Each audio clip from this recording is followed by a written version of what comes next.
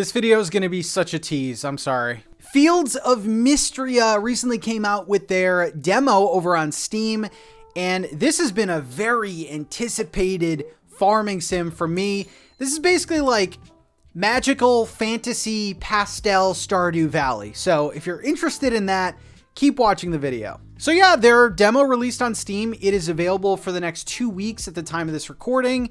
It is set to release in early access in August on Steam as well. And then they haven't said this yet, but I can only assume it would be coming to consoles later in the year or early next year. That's probably the safer bet. So I kind of wanted to make this video to talk about my experience with the demo, things I liked, things I didn't like, and just give you my overall review, I guess, of this demo. It is worth noting before I start, this isn't the final product, so they could add, they will definitely add things in. But yeah, I'm just going to be talking about, what went on. So the demo allowed you to play 3 days. And after the third day, it would basically say, thank you for playing, and you couldn't progress anymore. You can replay the demo as much as you want. So I will be talking pretty much what I did each of the days and then adding in some other things and giving my final thoughts. So starting off the demo, oh my God, I'm so excited for this game. Again, visually, this is just what I want. I really like Stardew Valley, and I don't actually mind games that take inspiration from them. It's sort of a situation where it's like, if it's not broke, don't fix it. When you first start off this demo, you create your character. And I will say the character customization is pretty good for this type of game. It is all pixel art, but you can choose your hairstyle, skin color, name, pronouns. You can change your farm name. There are different clothing options, makeup options, facial hair. It's pretty in-depth for a pixel art character customization. It is worth noting that you can also unlock clothing, armor, things like that later in the game. So you can keep customizing your character. It's not just locked to this one thing. So after you create your character, you're kind of told of the story, the reason why you are there. And I'm happy to say no one died this time. Our grandparents didn't die. We didn't inherit the farm. It's basically a story of this town that was once great, and they want to return the glory to this town, basically. So to do that, they think, hey, we have an abandoned farm, south of the town. Let's get that going again and, make our town prosper again. I don't know. It's an okay premise. We'll talk more about the characters and stuff like that, but the story is okay. I don't mind that. Really, this type of game, I'm not searching for a super deep story. So that was fine. When you start the game, you are given a bunch of tools and things like that. There are also things that are unlocked in the demo version that normally wouldn't be unlocked. So for example, there are, different tools that you get right away. The mine is unlocked. We'll talk about that later because that was pretty good. So yeah, it was a good start, to start the demo. And obviously you'll go through things like different tutorials on how to grow crops. And again, I will say it's pretty similar to Stardew Valley. I felt like I was playing Stardew Valley. In terms of the farming, everything felt good. Planting the crops, watering them. I did say earlier in the video that this game is sort of like a fantasy magical take on Stardew. So there's actually spells that you can do in this game. And one of the spells that they gave you in the demo version is sort of like an instant grow spell, where you can instantly grow 6 squares of crops. So that was kind of cool. I could definitely see that being very, very useful later in the game. So yeah, you just cast the spell and 6 crops instantly grow, which is great for money making, especially in a 3-day demo. After you kind of mess around with farming, you are tasked to go to the main town where, again, similar to Stardew Valley, the first quest that you get is to meet everyone in the town. I want to spend some time on this now because the characters, the character designs, the writing is very, very good in this game. You will see that this game has a big emphasis on relationships, especially the dating and marriage candidates. And the first thing that I noticed, honestly, before I even did any of the farming and whatever, the writing in this game is very good. The characters are super memorable, very diverse cast of characters too. Like I really like the designs, and I mean, I can't skip around this anymore. The character portraits are stunning. I mean, I already like the way the game looks in terms of like the pixel art style and stuff, but the character portraits remind me so much of like Sailor Moon and, early 90s anime, where it just, I don't know, it just has that sort of vintage look to it. And I really, really love that.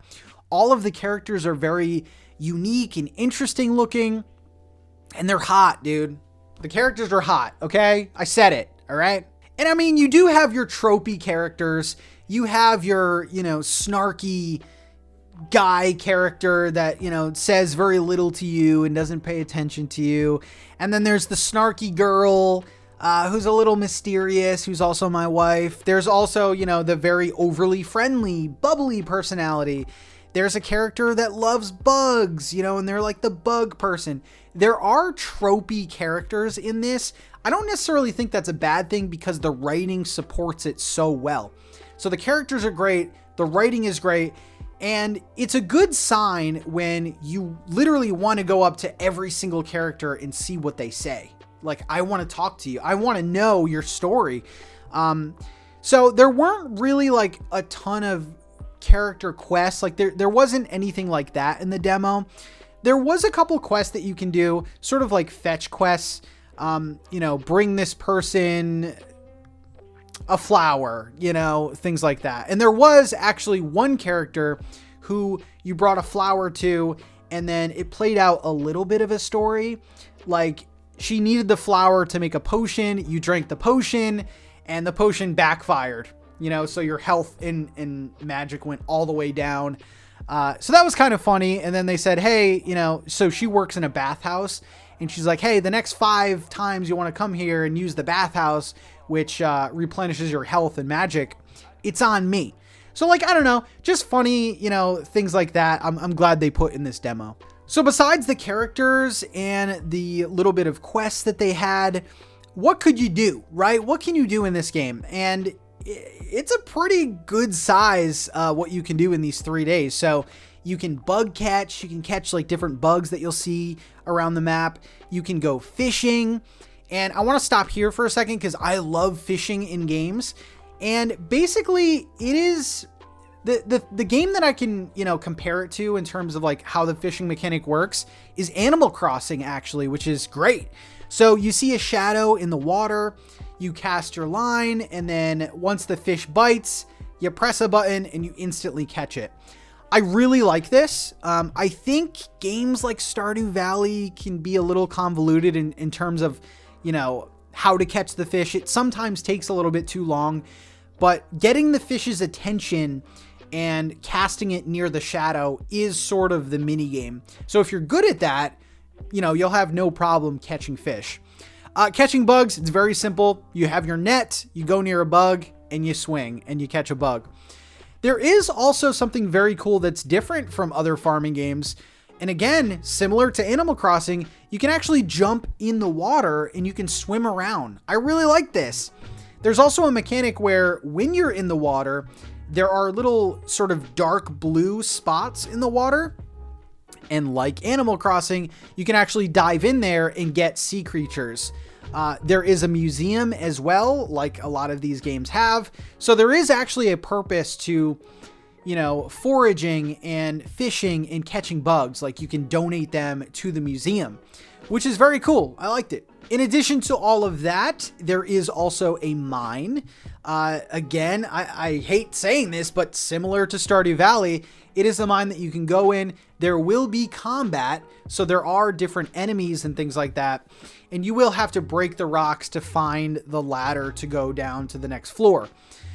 One thing I will say about this game that I really wasn't anticipating is the enemies are like, they're pretty good. The enemies, like right off the bat, are very good. There are some enemies that take away like 10 of your health right away. And these are like the first 5 floors of the game. So I do think that combat is going to play a bigger role in this game compared to some of the other games.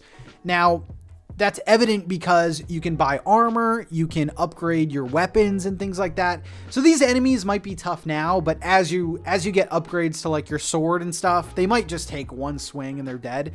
But I do like the variety in enemies.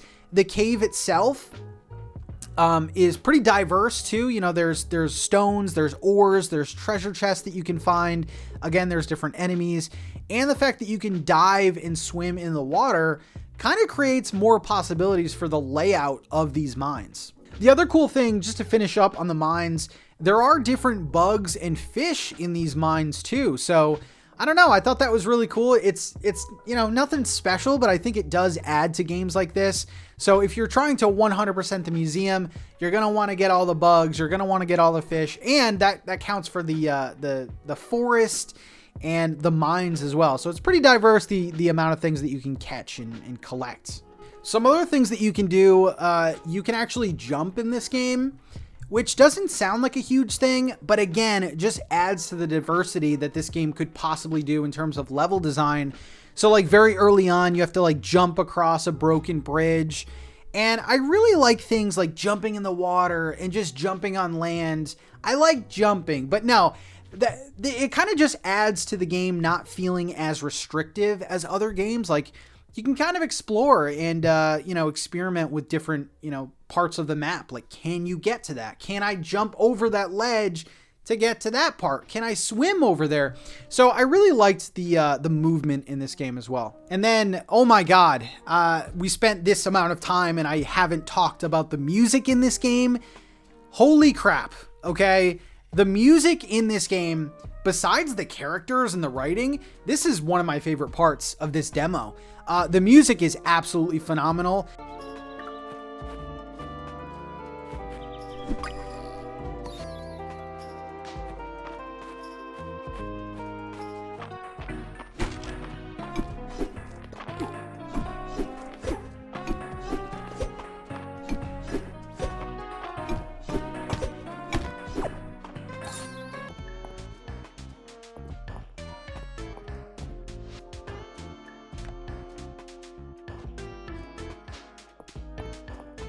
I believe it is produced by Toby Fox, who also has done the Undertale soundtrack and also has actually worked with Nintendo on Smash Bros. And things like that. Brilliant music. This is amazing. And, you know, if you're going to be playing this game for hours and hours and hundreds of hours, maybe, the music has to be good. It's good, man. It's like on par with some of the bigger names. I won't say them anymore. I've already said Stardew Valley. I'm not going to... I said it again. So in terms of the cons, I mean, I'm like, I would really have to nitpick. The animation, the walking and running animation of the characters, you know, I don't know. It's not like super smooth. Again, this isn't the final build. I'm trying to like grasp at things that I would even, you know, consider negative things about this demo, but it left a really good impression. And honestly, it's smart by the developers to just add in the good things, right? I'm sure there are things that I'm not going to like or things that I'm not really gonna, you know, care for. But from the demo, I can't really think of anything. Again, the animation, you know, of the character running and stuff could have been a little bit smoother. There are also things that I didn't get to experience as well, like crafting and cooking. So there are still things that I kind of want to go back to the demo, honestly, and play it a little bit more. I am so excited about this game. Again, for the next 2 weeks, at the time you're watching this video, go check it out on Steam. It's free. You can play it, you know, maybe come back to this video and say like, hey, Pat, I didn't like this. Or when you were talking about this, I didn't get the same experience. Like, I would love to hear your guys' thoughts about this. Again, early access in August for PC. Not sure how I feel about an early access type build for this type of game, but it is what it is. And then a console release next year. So, first impressions of Field of Mistria. Can't really, you know, give a review score because I only played an hour and a half of this, only 3 days of this. Graphics are beautiful. Music is excellent. Characters are excellent. Mechanics are excellent. I mean, this is a home run. And I tweeted about this earlier. I would be shocked if this isn't the next big game. I really think it's that good. Let me know if I'm wrong in the comments. Thank you again for watching, and I will see you in the next video. Peace out, everyone.